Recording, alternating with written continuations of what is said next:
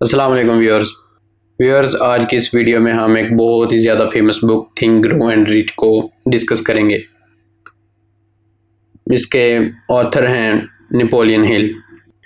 Napoleon Hill एक journalist और writer थे जिनको फॉर्चुनेटली चांस मिल गया था अपने टाइम के सबसे अमीर इंसान एंड्रयू कार्नेगी का इंटरव्यू करने के लिए। इंटरव्यू में कार्नेगी ने नेपोलियन के सामने एक बहुत ही सीरियस ऑफर रखा। उन्होंने कहा कि मुझे पता है ज़्यादातर लोग लाइफ में फेल होने वाले हैं खुद से ट्राई करके सक्सेसफुल बनने के प्रोसेस में, लेकिन रियलिटी तो ये है कि सक्सेसफुल बनने के प्रिंसिपल यूनिवर्सल हैं, मतलब सबके लिए सेम है, जिसका लोगों को खुद अपना बहुत सा टाइम लगा के सीखने की बजाय हम लोगों से सीख लेना बेहतर होगा।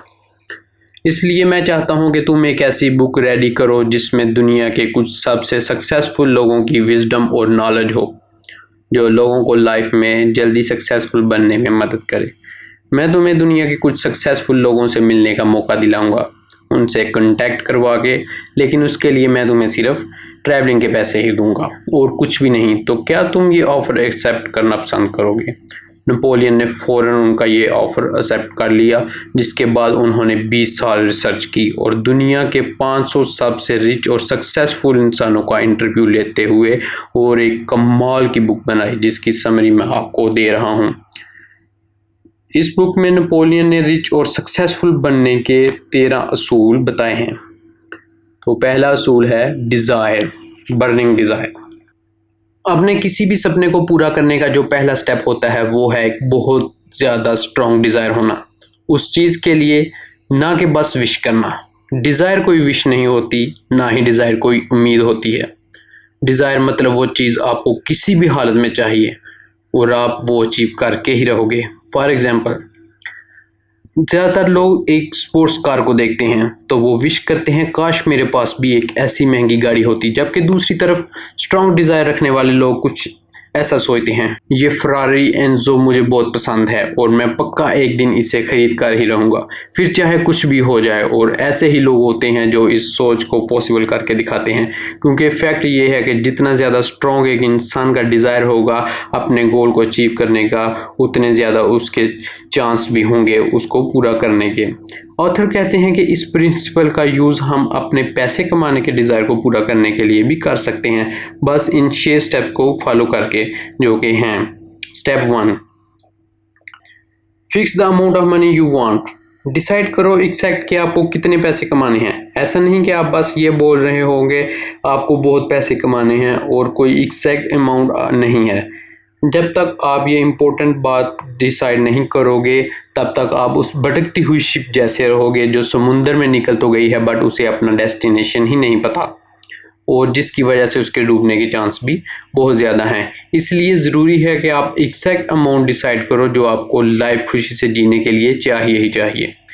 सेकंड स्टेप है determine exactly what you intend to give in return for the money you desire. आप उस अमाउंट को कमाने के लिए आप क्या क्या सेक्रीफाइस करने के लिए तैयार हो, ये भी एक्जैक्टली डिसाइड करो। जैसा कि फॉर एग्जांपल डिसाइड करो कि मैं इतने पैसे कमाने के लिए अपना इतना टाइम देने के लिए तैयार हूँ, मैं दिन के इतने घंटे काम करने के लिए तैयार हूँ, इतनी नींद सेक्रीफाइस करने के लिए तैयार हूँ, वगैरह वगैरह। क्योंकि ये दुनिया का असूल भी है कि कुछ भी लेने के लिए आपको बदले में कुछ ना कुछ तो देना ही पड़ेगा। नेक्स्ट स्टेप है third, establish a definite date when you intend to possess the money you desire। एक तारीख मुंतखब कर लो कि मैं इस तारीख से पहले तक तो पक्का किसी भी तरह इतने पैसे तो कमा के ही रहूँगा जितने मैंने डिसाइड किए हैं, फिर चाहे कुछ भी हो जाए मैं उन्हें कमा कर ही रहूँगा। नेक्स्ट स्टेप है fourth, create a definite plan.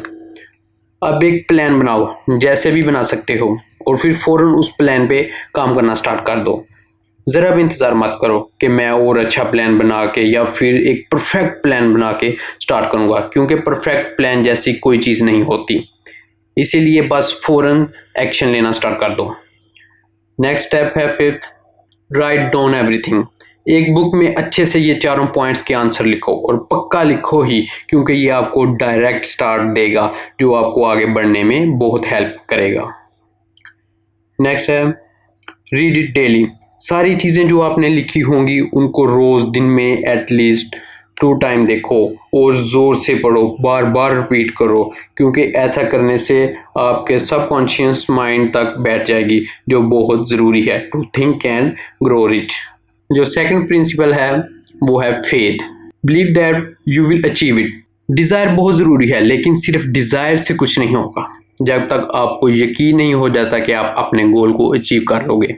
Bonds Edison का पार्टनर इसलिए बना कि उसके अंदर एक बर्निंग डिज़ायर थी, लेकिन साथ ही उसे यकीन भी था कि वो अपने गोल को अचीव कर लेगा। फेथ का मतलब है बिलीव, मतलब आप बिल्कुल श्योर हो कि आप अपना गोल अचीव कर लोगे। नेक्स्ट है ऑटो सजेशन। हमारे माइंड के 2 हिस्से हैं। एक है कॉन्शियस माइंड जो सोचने का काम करता है, मतलब यूँ समझ लो कि कॉन्शियस माइंड किसी शिप का कैप्टन है, और आपके माइंड का दूसरा हिस्सा जिसे सबकॉन्शियस माइंड कहते हैं वो शिप का वर्कर है।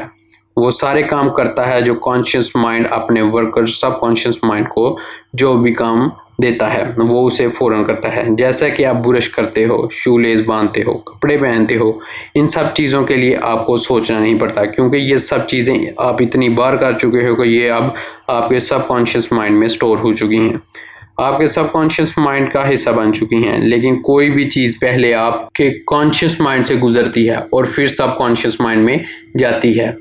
जैसे जब पहली बार आपने शूलेस बांधी होगी तब वो काम सोच से करना पड़ा होगा, लेकिन अब नहीं सोचना पड़ता। बस आपको यही चीज़ समझनी है, आपका जो भी गोल है या आपको जितने भी पैसे चाहिए, आपको इस चीज़ को अपने सबकॉन्शियस माइंड में बिठाना है, और ये आप ऑटो सजेशन से ही कर सकते हो। ऑटो सजेशन मीन कि कोई भी चीज़ जो आप अपने आप से बार बार कहो और फिर एक टाइम आएगा कि वो चीज़ आपके सबकॉन्शियस माइंड में स्टोर हो जाएगी।